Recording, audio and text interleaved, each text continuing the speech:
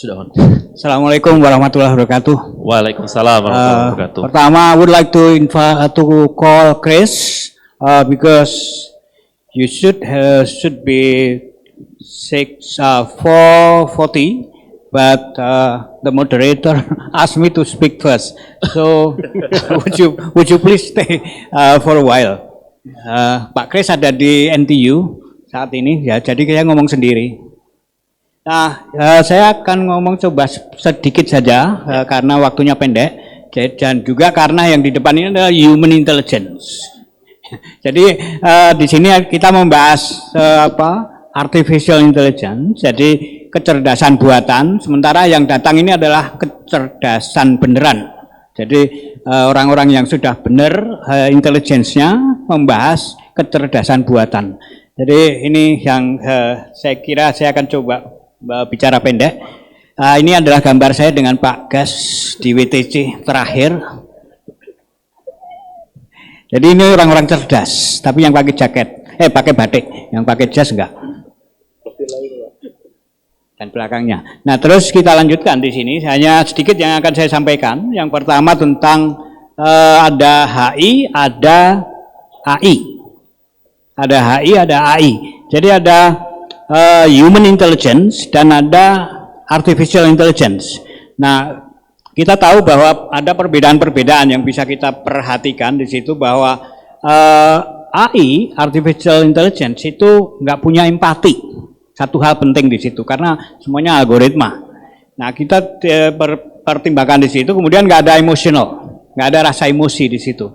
Jadi pada waktu kita menggunakan AI di perpustakaan, nggak ada yang marah. Tapi yang marah orangnya, biasanya gitu. Kalau orang datang ke perpustakaan, yang kita ketemu petugas, nah petugasnya bisa marah dengan pemustaka dan pemustakanya takut, atau sebaliknya itu. Nah tapi kalau dengan AI justru kebalik, jadi nggak ada yang marah, tapi mungkin pemustakanya yang marah, nggak ketemu-ketemu, atau hasilnya itu tidak terlalu human, tapi artificial semua. Nah ini juga waktu kita mencari artikel, kemudian kita temukan berapa itu summary semua. Jadi kita sebetulnya akhirnya mendapatkan sebuah artificial knowledge di situ. Tidak seluruhnya human knowledge. Ya, itu yang terjadi dengan AI. Nah, kemudian jangan lupa juga bahwa human intelligence itu kerjanya pelan-pelan. Jadi membuat pantun misalnya mikirnya lama, hasilnya cuma 2 baris. Itu yang terjadi. Nah, tapi kalau kita tanya ChatGPT, buat pantun gitu 1000 pantun langsung jadi dalam sekian menit gitu. Ini bedanya. Nah, kemudian hal lain yang kita perlu perhatikan di situ adalah tentang manfaat dan kondisi sekarang. Jadi bagaimana kita memanfaatkan AI di perpustakaan? Karena yang paling penting itu adalah pola-pola yang terjadi. Jadi menggunakan AI kemudian dipakai untuk mencari sumber-sumber informasi yang kemudian menghasilkan sesuatu yang bisa kita analisis bersama. Nah, kemudian juga bekerja lebih cepat dan less error di situ. Yang juga tidak kalah penting adalah less error. Jadi bukan tidak ada kesalahan, tetapi juga bisa jadi ada salahnya juga. Tapi less error. Kalau human bisa jadi mengerrorkan diri, bisa jadi mengerrorkan diri bisa jadi. Nah, kemudian juga selain itu juga work fast, jadi bekerja cepat. Jadi setiap kali kita minta bantuan. Nah, ini yang terjadi pada pemustaka. Pemustaka sekarang itu larinya ke ChatGPT atau ke AI. Pokoknya semuanya berbasis di AI. Nah, kemudian orang cari informasi itu, kalau mencari di perpustakaan dengan iOS misalnya, ini yang punya ada di sini. Jadi di iOS itu kita masih mencari, ketemunya bukunya ada di Medan misalnya. Jadi bukunya ada di Medan, tapi judulnya aja. Nah, ini kita perlu pertimbangan di situ nanti bagaimana kita membangun itu, cari ketemu bukunya didatangkan gitu. Nah, itu kita perlu pertimbangan juga. Jumlahnya sudah banyak di iOS. iOS musik, iOS apa gitu, itu iOS-nya. Nah, itu yang kita perlu pertimbangkan. Jadi banyak manfaat, tapi kita harus perhatikan di situ. Nah, kemudian yang kita juga lihat di situ adalah persoalan yang mungkin terjadi bahwa ini belakangan ini ada ini yang mbahnya deep learning. Di situ ada Geoffrey Hinton yang barusan dapat Nobel lagi, Nobel keempat rasanya, Nobel keempat. Dia pemenang Nobel. Ya, dia adalah pakarnya deep learning. Dia katakan bahwa ChatGPT itu mengkhawatirkan, bukan ChatGPT, tapi AI itu mengkhawatirkan karena terlalu cepat. Jadi kita sendiri merasakan di situ betapa cepatnya AI mempengaruhi perpustakaan dan mempengaruhi pemustaka yang terjadi di situ. Kalau perpustakaan mungkin agak lambat ya, karena ada human intelligence-nya. Jadi penerimaan dari human intelligence-nya lambat. Tapi AI-nya cepat.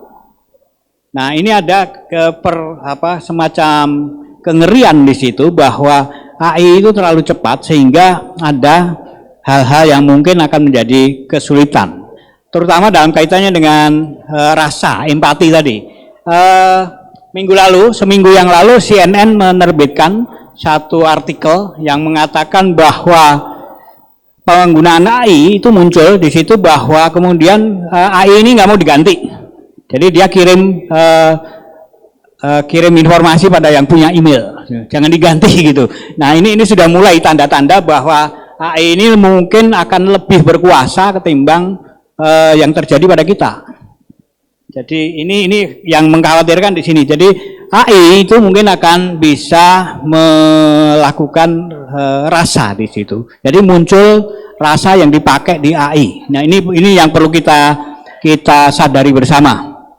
Jadi kita harus hati-hati di situ. Nah, kemudian dalam kaitan ini saya menghubungi Mas Hendro. Sekarang tugasnya Mas Hendro. Jadi yang dihubungi di sini ada, di sana ada. Nah, kita berbicara tentang SLIM di sini.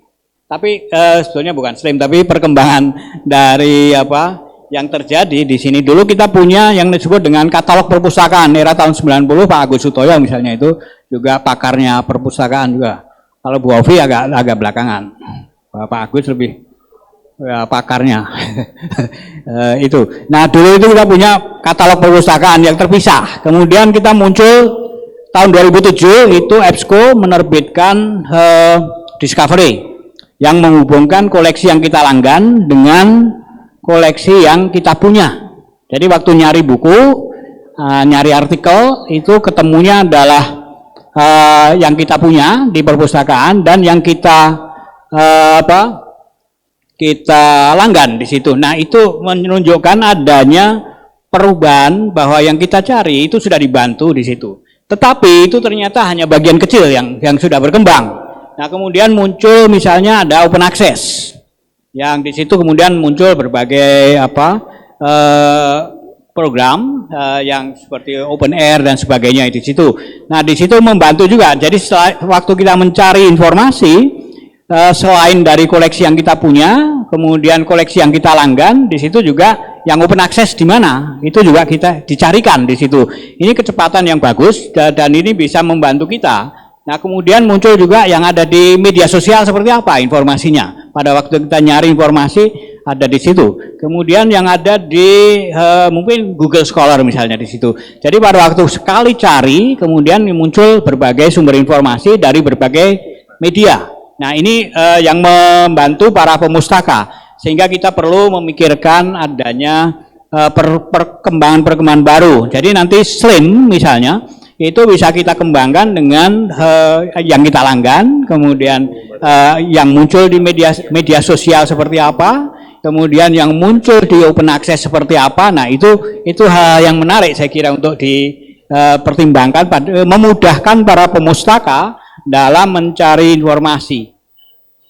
Nah, kemudian juga saya kira AI juga sudah dimanfaatkan dalam perpustakaan non-digital, tapi hybrid ya. Di hybrid sudah kita lihat bahwa perpustakaan sudah menggunakan robot misalnya, jadi robot sudah banyak dimanfaatkan, tapi sekali lagi di situ empati itu nggak muncul. Jadi pada waktu kita bertemu dengan robot, maka AI tidak muncul, empati tidak muncul. Nah, ini juga perlu yang kita perlu pertimbangkan juga. Nah, kemudian robot sudah mulai dipakai ya. Jadi untuk mencari informasi, bertanya pun sekarang dengan robot. Nah, tapi robot-robot yang baru sekarang sudah mulai menarik juga. Di Hong Kong itu robot itu bisa kalau mau selfie misalnya itu juga dia mau selfie denganku ya. Nah, itu sudah mulai jawab di situ. Nah, ini peran-peran AI itu semakin tinggi.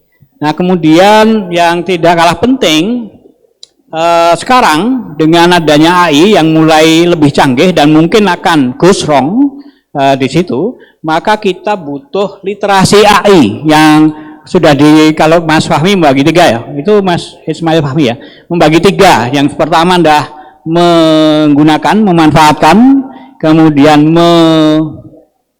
memahami, dan satu lagi lupa di situ, memanusiakan. Jadi ini hal penting di sini adalah memanusiakan agar penggunaan ini lebih bermanfaat bagi manusia, bukan AI-nya yang lebih canggih. Jangan sampai terjadi bahwa kita itu kemudian kalah dengan AI. Ini satu hal penting.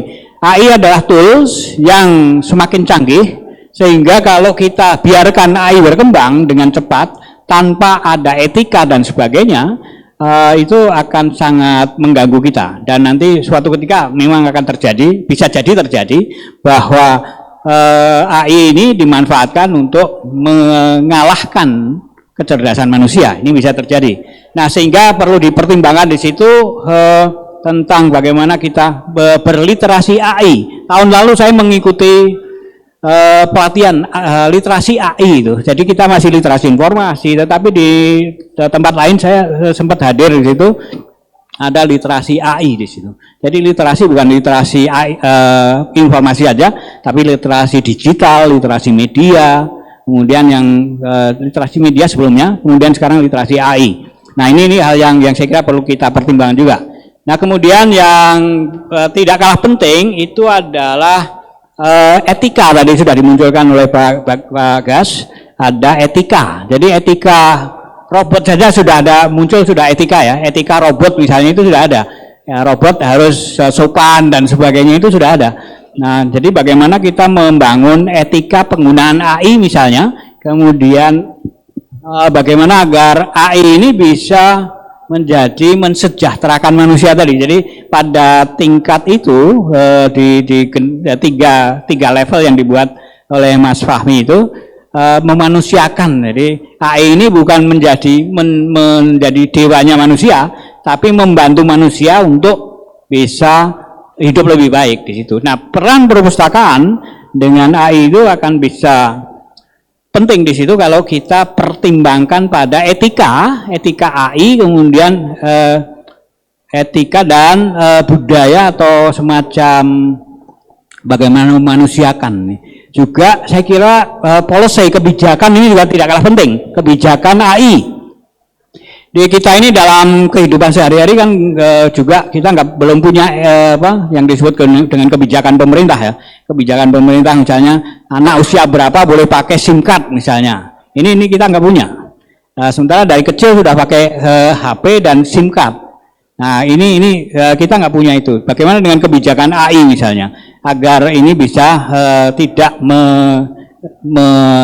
menjatuhkan atau menghancurkan kehidupan manusia, tapi bagaimana agar AI ini bisa membantu manusia dengan hidup dengan lebih baik.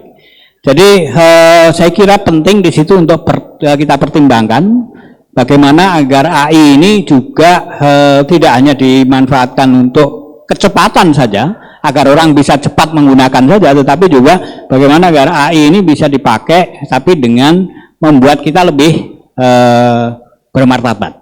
Saya kira itu, jadi mudah-mudahan bisa memberikan sedikit pemikiran bahwa teknologi ada, tetapi etika dan memanusiakan manusia dengan teknologi itu lebih penting. Terima kasih. Baik, mohon aplausnya Bapak Ibu semua.